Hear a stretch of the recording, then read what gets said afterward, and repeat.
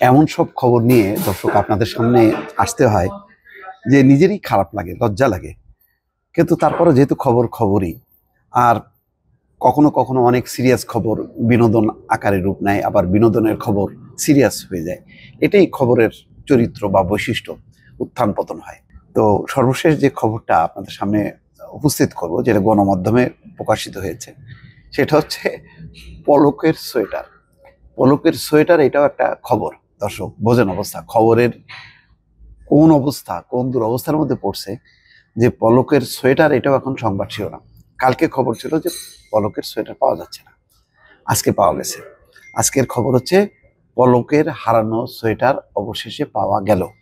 কিভাবে গেল? দুটা সোয়েটার হারায় গেছে বলে দাবি করছিলেন জুনায়েদ আহমেদ পলক, সাবেক প্রতিমন্ত্রী।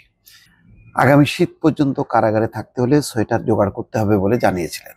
সোয়েটার হারানোর কথা গণমাধ্যমকেও জানিয়েছেন তার আইনজীবী। এখন দেখা যাচ্ছে পরে তো সোয়েটার পাওয়া গেল, সেই সাথে তার আরো কিছু কাপড় চোপড় হারাই গেছে, সেটাও পাওয়া গেছে। তার মানে একটা ব্যাগ সুদ্ধা তার, মানে সোয়েটার এবং কাপড় চোপড় সম্ভবত তার স্ত্রী বা নিকট কেউ দিয়ে গেছিল।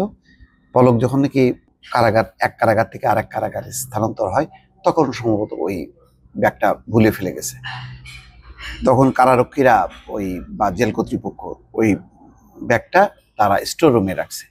পরে যখন কালকে আদালত উপস্থাপন করে যে তার, মানে সোয়েটার পাওয়া যাচ্ছে না, আগামী শীত পর্যন্ত থাকতে হলে কি হবে তার, এক গরমকালে শীতের শীতের সোয়েটারের খবর চিন্তা করেন। আমরা গরমকালে কখনো এই কম্বল, লেপ এগুলির খবর রাখি না। যখন একটু শীত আসতে থাকে তখন আমরা খোঁজ খবর করি। কিন্তু পলক এতই তৎপর এবং সচেতন যে তার মাথায় আগামী শীতে কি হবে এখন থেকে সে চিন্তা করছে যে তার সোয়েটার কোথায়। যাই হোক, গতকাল বিকেলে খুঁজে পাওয়া গেছে। কাশিমপুর হাই সিকিউরিটি কারাগারের জ্যেষ্ঠ তত্ত্বাবধায়ক আব্দুল আল মামুন সোয়েটার খুঁজে পাওয়ার কথা জানিয়েছেন। কারাগারে থাকা তার বেশ কিছু জামা কাপড়ও পাওয়া গেছে, তার মানে আরো সাথে জামা কাপড়ও পাওয়া গেছে। আব্দুল আল মামুন বলছেন, কারাগার থেকে জুনায়েদ আহমেদ পলকের সোয়েটার হারিয়ে যাওয়ার তথ্য জানার পর তিনি তার কর্মকর্তাদের বিষয়টি অনুসন্ধানের নির্দেশ দেন। পরে খবর নিয়ে জানা গেছে পলকের সোয়েটার সহ শীতের কাপড় কারাগারের স্টোর রুমে জমা আছে।